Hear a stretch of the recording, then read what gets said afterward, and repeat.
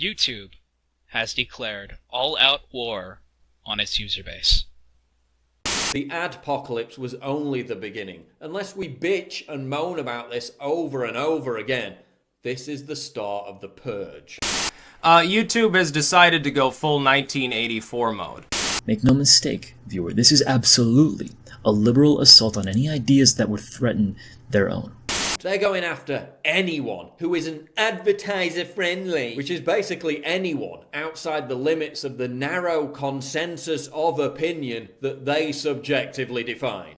And you're not going to offer anybody any sort of recourse. So if a computer, not a human being, but a computer program decides that the video, based on its tags, its description, what's seen in the video maybe, is offensive and puts it in limbo, there will be no way to get it back out. So, for example, if you're looking for a video about why it's crazy to say that there's 85 different genders, they're going to manipulate the search results to show videos saying why there should be 85 different genders. This is absolutely a hostile takeover of what was once an open landscape of thought. You're essentially moving to the wrong-think-based sort of 1984 system that a lot of people were worried you were going to move towards before with the adpocalypse. But unless we fight back, this is the beginning of the end for free speech on YouTube.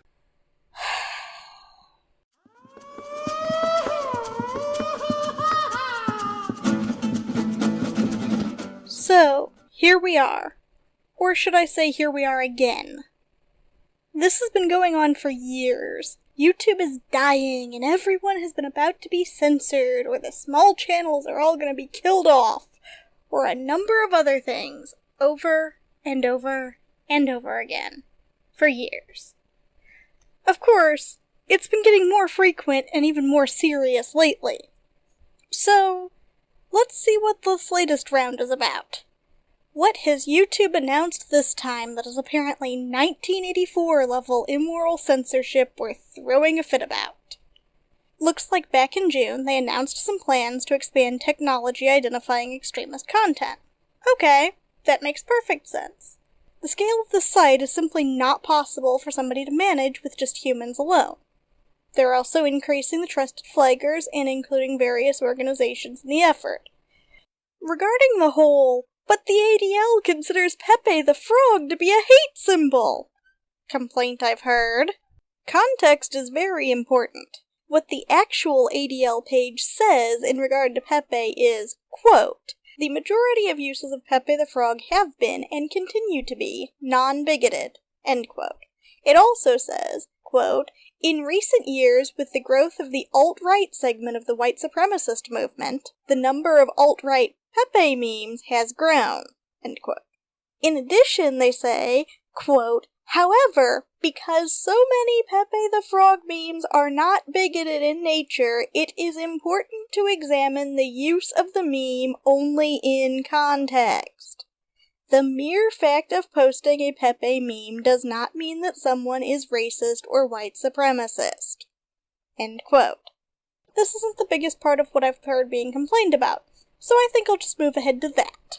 According to this, it looks like they're going to take a tougher stance on videos that aren't clearly a violation of policies, such as videos that are considered to be inflammatory religious or supremacist content.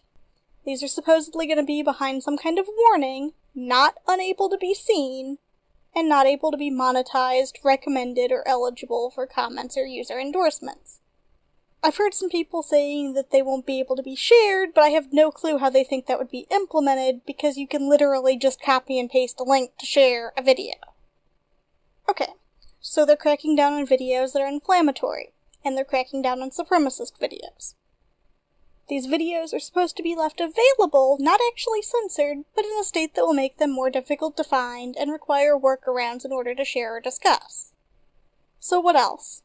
Okay, so they're going to use a project in Europe involving targeted ads, or even redirecting people from attempts to look at extremist content, and especially content attempting to recruit people, sending them instead to videos countering them and trying to discourage joining such groups. So, YouTube says they're going to crack down on extremism. They say they're going to crack down on inflammatory content, and they happen to use some vague language a couple places, that allow people to interpret it as being against anything anyone might consider controversial or offensive. And what do some people on YouTube do? In usual fashion, they use alarmist rhetoric and insist that this means they will absolutely strike down anything that hurts someone's feelings or opposes a particular narrative. Now, don't get me wrong. This wasn't all these people said, and there are valid concerns. Previous implementations have had plenty of issues, they've negatively impacted people who haven't done anything actually wrong, and often at the same time they fail to catch the very problems they're supposed to address. I do get that. Of course, there are always bugs and problems when something is created, changed, or first rolled out. I doubt this is the kind of thing that can even be tested in an isolated environment. And even if it could, there's bound to be problems that don't get discovered until it's used on a wider variety of things. Basically, used on the public. I mean, hell, why do you think public betas and early access is so common in video games? Sure, to some degree there's probably cost-saving and fundraising interest, and maybe even general laziness, but it's also more effective to have a larger number of people testing it. At least if you don't need to have something hidden or exclusive at first. Similar happens with the development of other programs at times. But here we're not talking about people who opt into testing some new program. We're talking about a major platform, in fact the most major public video platform on the internet, and changes that impact millions or even billions of users. So, it's much more major when things go wrong here. I'm certainly not here to criticize everyone who is concerned, uneasy, or wants to voice problems that come up and ensure they get taken care of. In fact, do that. Do voice them as they come up. Do not stay silent if you have something taken down that shouldn't be, or if you see something that gets taken down that you don't think should be. Similarly, don't be silent if you see something like an ISIS recruiting video somehow get left up. Speak up at those times, and hell, let your concerns in general be heard and let what you care about and want be known. But for crying out loud, could you stop it with the damned alarmism every time something changes? This isn't definitely some attack by the SJW left to silence everyone who disagrees. It also isn't in any way related to the book 1984.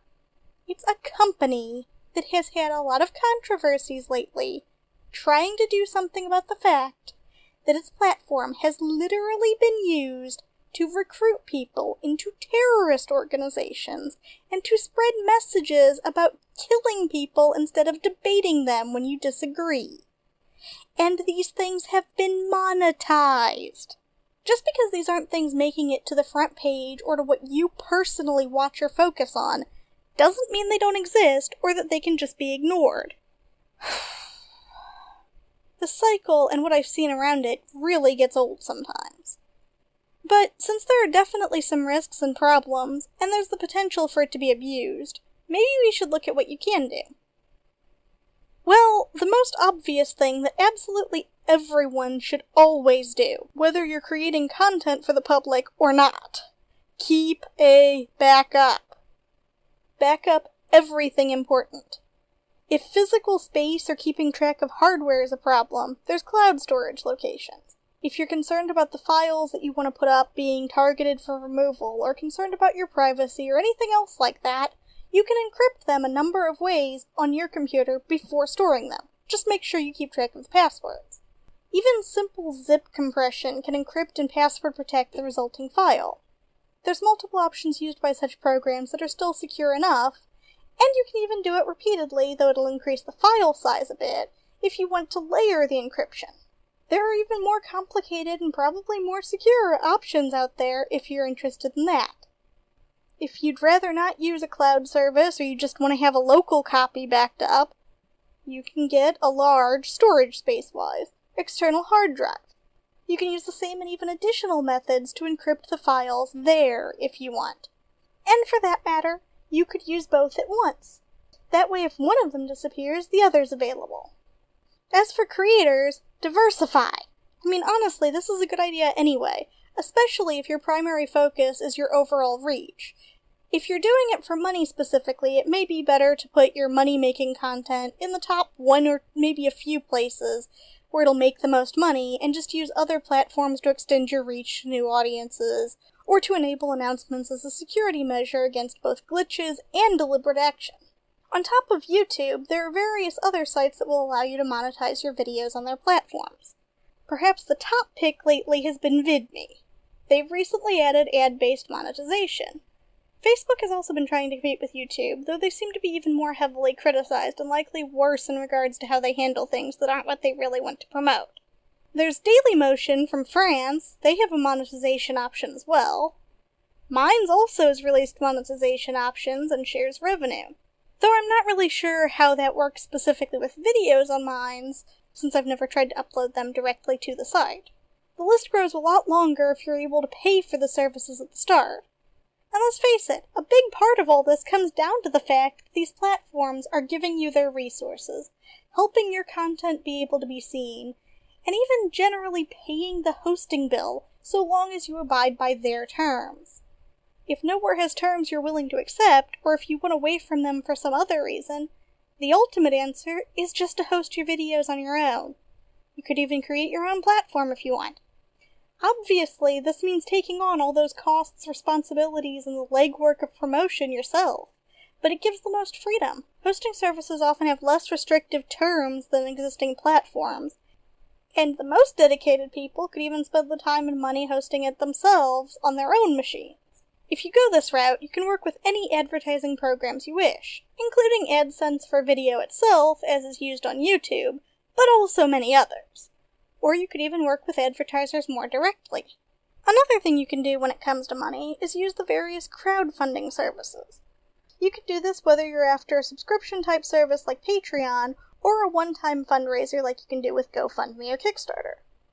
And there are options out there for selling merch, such as Teespring. There are also places like Amazon that have affiliate programs.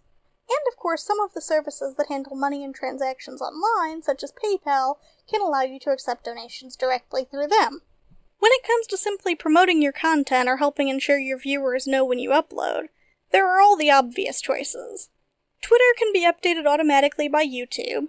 YouTube, Dailymotion, Vimeo, Twitch, Facebook, Instagram, Twitter, Reddit, Tumblr, WordPress, Blogger, Medium, Skype, and many more have APIs that have been integrated over at ifttt.com so that you can connect them together, so that when you do or say something in one place, it can automatically take an action somewhere else.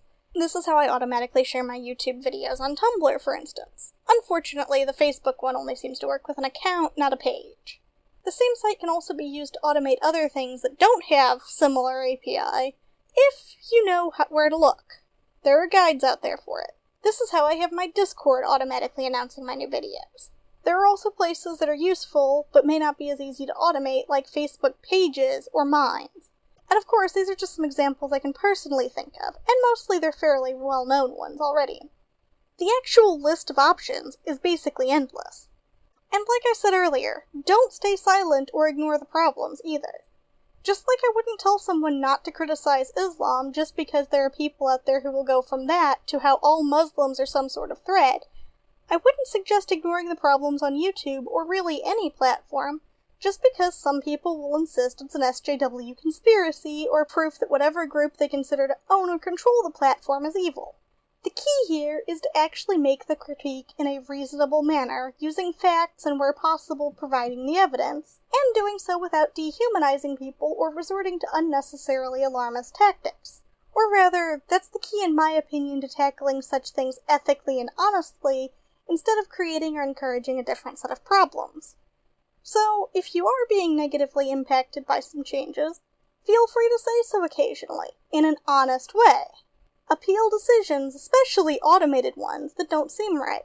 Criticize the methods and parts of programs that are hurting people or hindering valid and constructive conversations. Just please, for crying out loud, don't make the leap to the apocalypse every time something goes wrong or a less than ideal decision is made.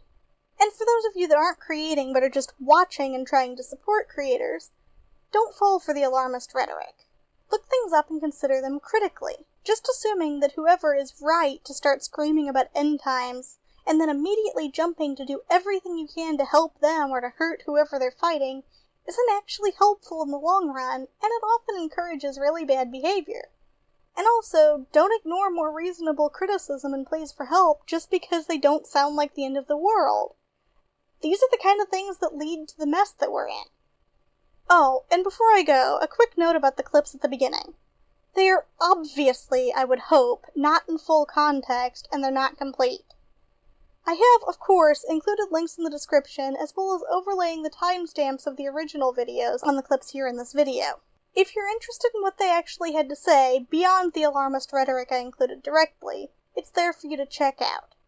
Please don't base your opinions of somebody off of a little clip like that, whether it's in my video or somebody else's. Some of them I wouldn't personally trust, and at least one of them I actually watch. Anyway, thanks for hearing me out. As always, civil discussion, suggestions, and constructive criticism are welcome in the comments or via social media. Feel free to rate, comment, and share. If you want to hear more from me, subscribe and click the bell for notifications. And check out the description for any sources that I used.